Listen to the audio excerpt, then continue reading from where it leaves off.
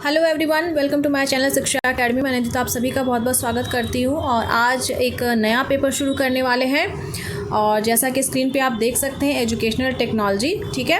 और जो भी स्टूडेंट्स डीडीयू से बीएड कर रहे हैं या इनफैक्ट हमारे एमएड थर्ड सेमेस्टर में भी ये सब्जेक्ट है और ये काफ़ी ज़्यादा इंपॉर्टेंट सब्जेक्ट है।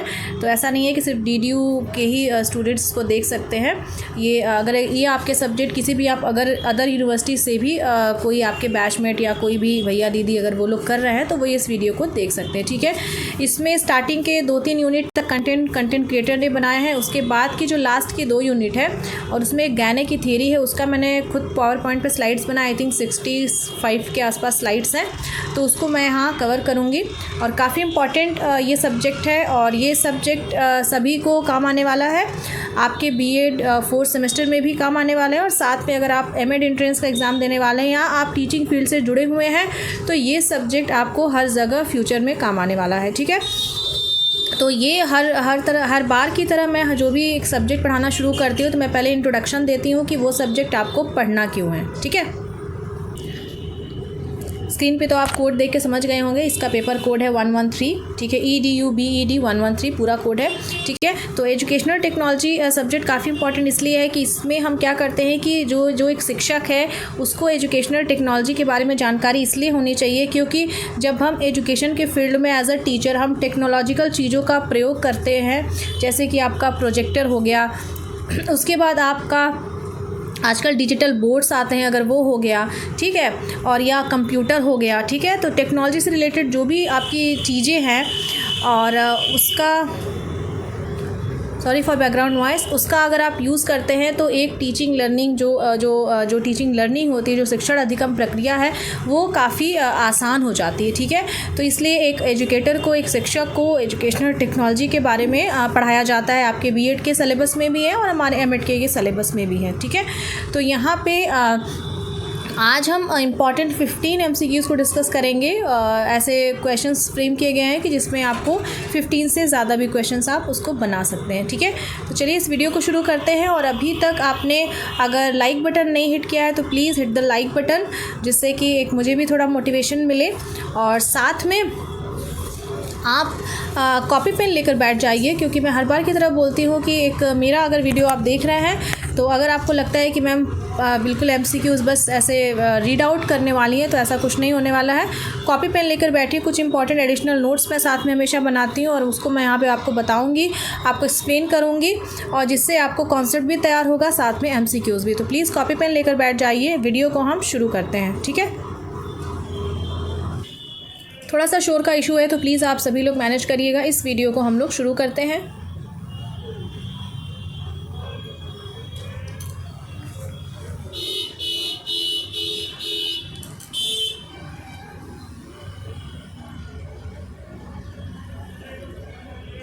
क्वेश्चन नंबर 1 यहाँ पे देखिए, ये कोट है और काफ़ी ये इंपॉर्टेंट कोट है, ठीक है। जिसमें कोट में कहा गया life is education and education is life. जीवन ही शिक्षा है तथा शिक्षा ही जीवन है, ठीक है। अगर ये बहुत इजी कोट है और अगर एजुकेशन से रिलेटेड आपका कोई भी अगर सब्जेक्टिव एग्जाम में क्वेश्चन आता है तो आप अगर एजुकेशन से रिलेटेड कोई भी मतलब इसको आप कंक्लूजन में डाल सकते हैं, इंट्रोडक्शन में डाल सकते हैं, ठीक है। और ऑब्वियसली अगर कोट आप किसी के बारे में लिख रहे हैं तो वो कोट किसने कहा है उसका नाम बहुत ज़्यादा इंपॉर्टेंट है। तो ये कोट कहा है आपका, option number B is right, John Locke ने कहा है, ठीक है। और ये कोट काफ़ी इंपॉर्टेंट है। जॉन लॉक ने एक और बात कही थी, उन्होंने ताबुला रासा की बात की थी। ये भी क्वेश्चन कई बार पूछा जाता है कि भाई ताबुला रासा की बात किसने की थी, तो जॉन लॉक ने की थी। ताबुला रासा का मतलब ये होता है कि जॉन लॉक ने ये बोला कि जो बच्चा जब जन्म होता है तो उसका माइंड एकदम ब्लैंक स्लेट की तरह होता है, बिल्कुल कोरा कागज़ एक तरह से होता है कि आप उसको जैसा ढालेंगे वो वैसा ढल जाएगा, ठीक है। तो अगर ताबुला रासा की बात करते हैं तो भी जॉन लॉक, अगर ब्लैंक स्लेट एक बच्चे के माइंड को ब्लैंक स्लेट किसने कहा है तो भी आप जॉन लॉक लगाएंगे। तीसरा क्वेश्चन बनता है life is education and education से लाइफ, कथन किसने कहा है तो जॉन लॉक। तो यहाँ मैंने आपको 3 क्वेश्चन बताए, ठीक है। आगे बढ़ते हैं श्रृंखला में। क्वेश्चन नंबर 2 यहाँ पे देखिए,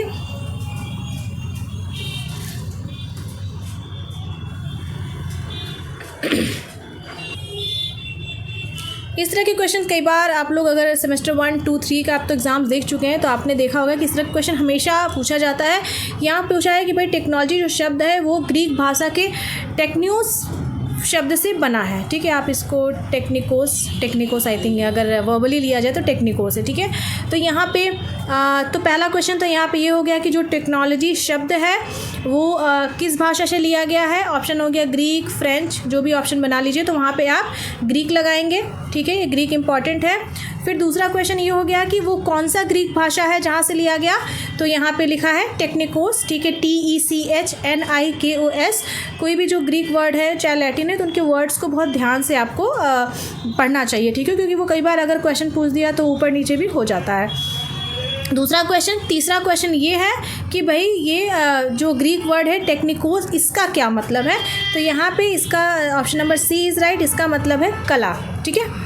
तो यहाँ पे 3 क्वेश्चन आपके बन गए इस क्वेश्चन से। आई होप आप कॉपी में लिखते जा रहे हैं। अगला क्वेश्चन हम लोग देखते हैं, क्वेश्चन नंबर 3। देखिए कुछ क्वेश्चन आपको ऐसे देखने को मिलेंगे जो किसी स्पेसिफिक व्यक्ति ने कही है, ठीक है। ऐसे तो बहुत सारे फीचर्स हो सकते हैं तकनीकी के, लेकिन यहाँ पे क्वेश्चन बोला गया है कि प्रोफेसर गॉलब्रेथ ने टेक्नोलॉजी तकनीकी की कौन सी 2 प्रमुख विशेषताएं बतलाई हैं, ठीक है। तो यहाँ पे आगे बढ़ते हैं।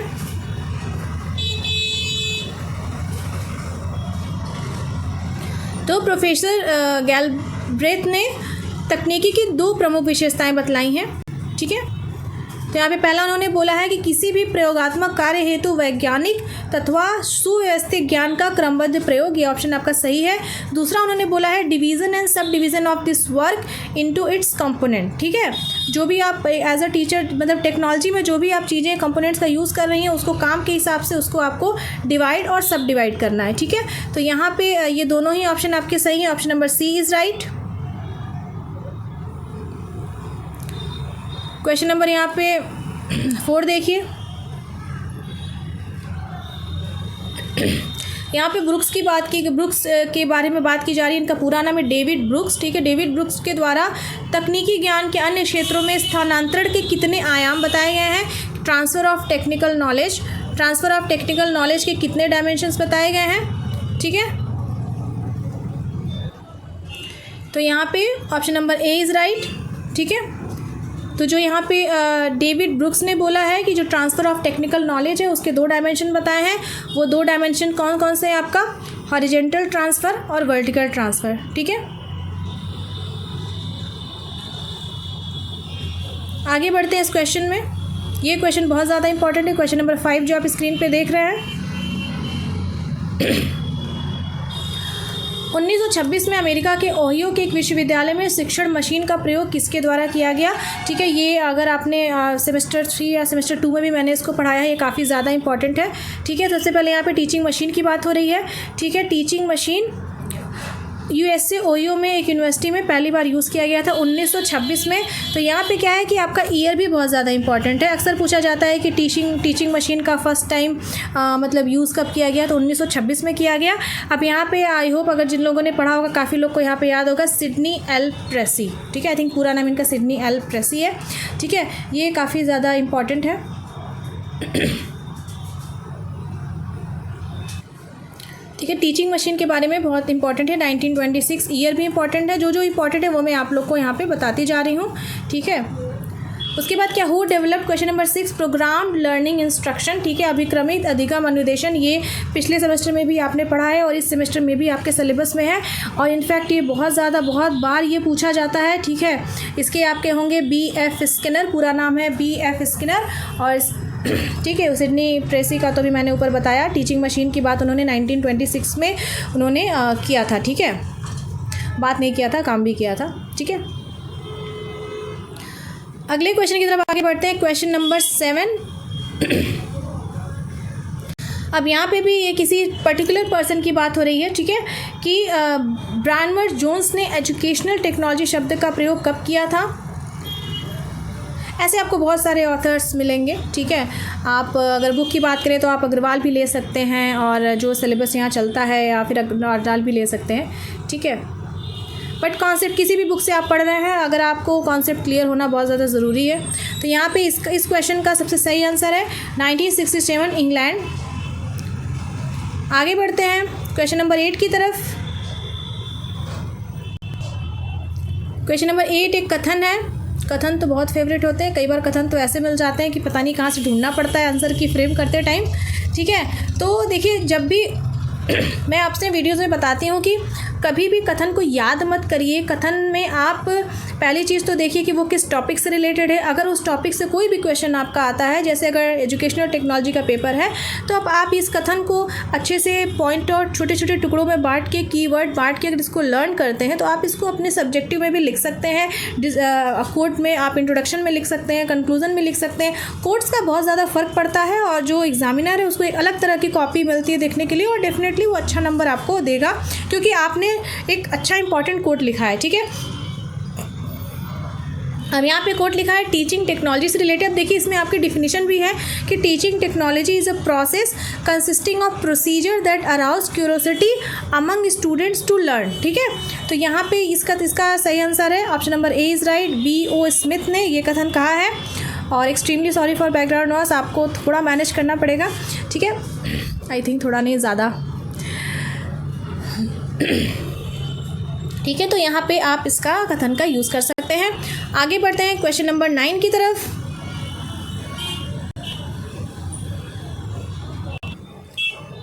क्वेश्चन नंबर यहाँ पे 9 देखिए, यहाँ पे लिखा है what is included in the subject matter of instructional technology.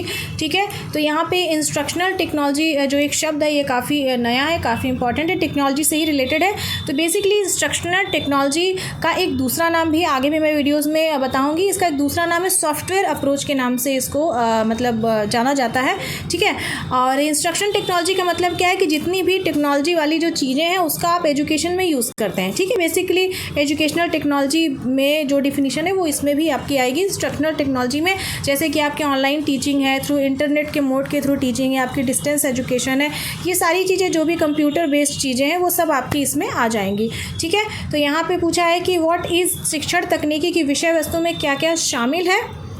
तो यहाँ पे आपका ऑल ऑफ द अबव यहाँ पे सही होगा। शिक्षण नियोजन, शिक्षण का अग्रसरण, शिक्षण का नियंत्रण और शिक्षण व्यवस्था, जो भी इससे रिलेटेड है सब कुछ यहाँ पे शामिल होंगे। एक चीज़ बहुत इंपॉर्टेंट है यहाँ पे, इंस्ट्रक्शनल टेक्नोलॉजी अगर टर्म की हम बात करें तो ये टर्म सबसे पहले इसके टर्म की बात की थी जेम्स डी फिन ने 1960s, लेट 1960s में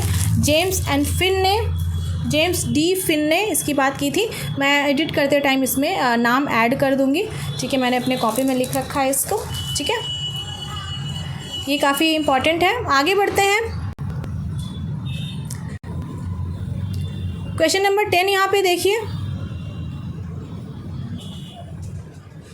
काफ़ी महत्वपूर्ण ये क्वेश्चन है, इसको आप लोग बहुत ध्यान से देखिएगा। NETF का फुल फॉर्म क्या है, तो सबसे पहले यहाँ पे मैं इसका आंसर बता देती हूँ। इसका full form option number B is right, national education technology forum. ठीक है, बेसिकली एजुकेशनल होगा, आप इसको करेक्ट कर लीजिएगा। ठीक है, national educational technology forum, educational कर लीजिएगा। ठीक है, तो ये फोरम बनाने के बाद सबसे पहले किसमें की गई, आपकी जो नई शिक्षा नीति आई है 2020 में, उसमें ये बात की गई कि एक ऑटोनॉमस बॉडी बनाएंगे जिसका नाम है NETF, national educational technology forum. इसमें ये बात मतलब इसमें ये सारी चीज़ें डिस्कस की जाएंगी कि भाई हम टेक्नोलॉजी का किस तरह से बहुत अच्छा यूज़ करें जिससे कि जो शिक्षण अधिगम प्रक्रिया है वो उस पर बहुत पॉजिटिविटी आए। ठीक है, बेसिकली टेक्नोलॉजी का किस तरह से यूज़ करेंगे जिससे कि जो भी क्लासरूम एक्टिविटीज़ से जो भी चीज़ें हो रही वो और ज़्यादा बेहतर हो और ज़्यादा इफेक्टिव हो।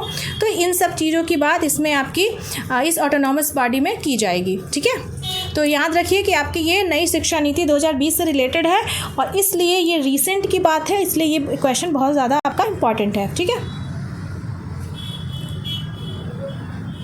आगे बढ़ते हैं, क्वेश्चन नंबर 11 यहाँ पे देखते हैं। ठीक है, how many main approaches to educational technology have been described by Lumsden. ठीक है, तो यहाँ पे क्वेश्चन नंबर 11 बहुत ज़्यादा इंपॉर्टेंट है और इसमें स्पेसिफिकली यहाँ पे एक स्पेसिफिक पर्सन लुम्सडेन की बात की गई है कि भाई उन्होंने एजुकेशनल टेक्नोलॉजी के कितने अप्रोचेस बताए हैं। तो यहाँ पे आपके करेक्ट ऑप्शन है ऑप्शन नंबर बी।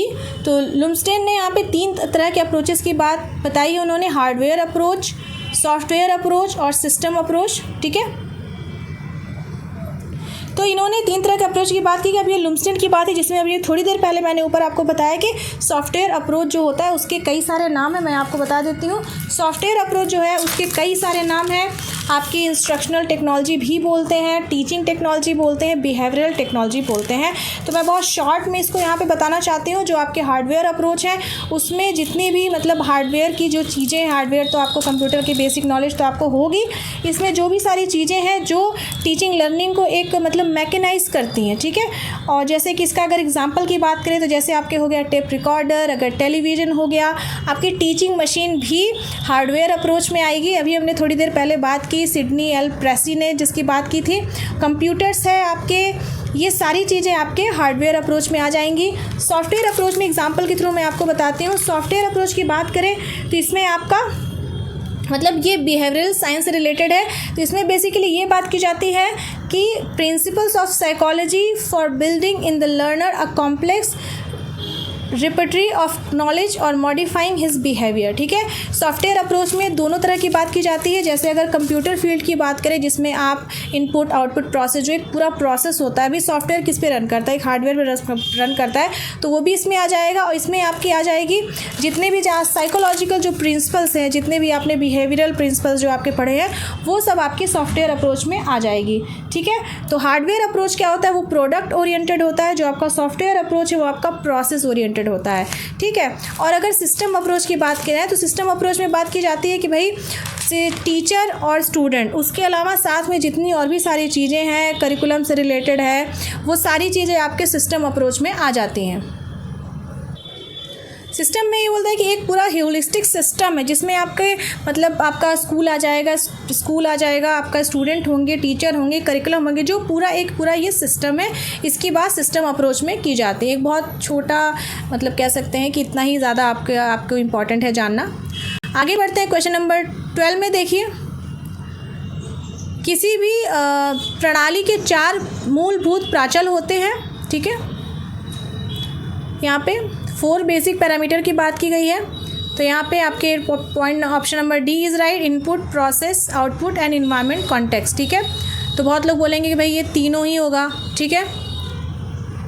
तो भाई तीनों की बात, इनपुट आउटपुट प्रोसेस की बात आपकी इनपुट आउटपुट प्रोसेस की बात आपकी की गई है आपके सॉफ्टवेयर अप्रोच में, ठीक है। बट यहाँ स्पेसिफिक सॉफ्टवेयर अप्रोच की बात नहीं किया, यहाँ पे सिस्टम की बात की गई है। तो सिस्टम में आपका पॉइंट नंबर जो डी है वो भी आपके आ जाएगा। अगर सिर्फ सॉफ्टवेयर अप्रोच की बात करता तो वहाँ पे आप सिर्फ input output input process output लिखते, बट यहाँ पे सिस्टम की बात हो रही है तो आपके option number D is right, सभी सही हैं, ठीक है। क्वेश्चन नंबर 13 यहाँ पे देखिए,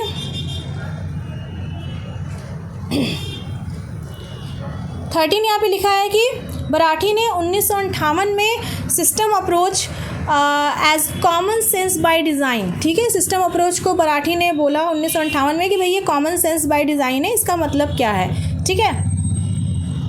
तो यहाँ पे an orderly method of for analysing a problem and orderly arrangement for solving a problem, यहाँ पे आपका both of the above option, दोनों ही ऑप्शन आपके सही हैं।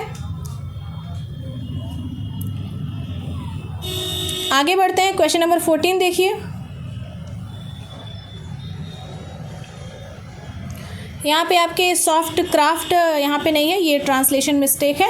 यहाँ पे सॉफ्टवेयर अप्रोच की बात की गई है। Who term the software approach as a creative teaching technique, ठीक है।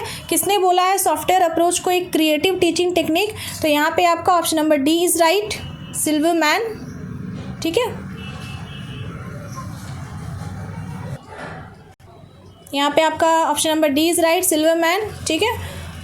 Last but not the least, आज का ये लास्ट क्वेश्चन है बट लीस्ट नहीं है, अभी पार्ट 2 बनाएंगे, ये आपका पार्ट 1 है, ठीक है। क्वेश्चन नंबर 15 यहाँ पे देखिए, ये भी एक कथन है और ये काफ़ी ज़्यादा इंपॉर्टेंट कथन है। Teaching technology is mainly the knowledge of auxiliary procedure in the interpersonal relationship between the teacher and the students, ठीक है। शिक्षण तकनीकी मुख्यतः शिक्षक व छात्रों के बीच पारस्परिक संबंधों में सहायक क्रियाविधियों की जानकारी है। काफ़ी इंपॉर्टेंट ये कथन है, ठीक है। टीचिंग टेक्नोलॉजी पे इसके पहले अभी हम लोगों ने एक कथन ऊपर और देखा था, आई थिंक वो B.O. स्मिथ का था, ठीक है। ये आपका कथन है आपका option number C is right, Flanders, ठीक है। तो ये हम लोगों ने इंपॉर्टेंट यहाँ पे 15 क्वेश्चंस को यहाँ पे डिस्कस किया। ये आपका एजुकेशनल टेक्नोलॉजी का पार्ट 1 है और दूसरा जो वीडियो आएगा वो पार्ट 2 आएगा। ऐसे ही सीरीज़ में पार्ट 1, पार्ट 2, पार्ट 3 ऐसे कई सारे वीडियोज़ आपके आएंगे और सारे वीडियोज़ बहुत ज़्यादा इंपॉर्टेंट हैं। और कोशिश करिए कॉन्सेप्ट को समझने की। कुछ चीज़ें आपको अगर नहीं समझ में आती हैं तो आप कमेंट करके मुझे यहाँ पे पूछ सकते हैं। वीडियो को अच्छा लगता हो तो प्लीज़ उसको भी कमेंट करके बता सकते हैं कि मैम वीडियो अच्छा लगा, समझ में आया। और आई होप एज़ यूजुअल जिन लोगों ने नोट्स बना के पढ़ा है बहुत बहुत थैंक यू। एटलीस्ट आपने मेरी बात मानी, क्योंकि ये आपको फ्यूचर में बहुत ज़्यादा यूज़फुल होने वाला है, ठीक है। और फिर मिलते हैं फिर नेक्स्ट वीडियो में। और आप सभी लोग वीडियो को शेयर करना मत भूलिएगा। Thank you for watching. All the best everyone.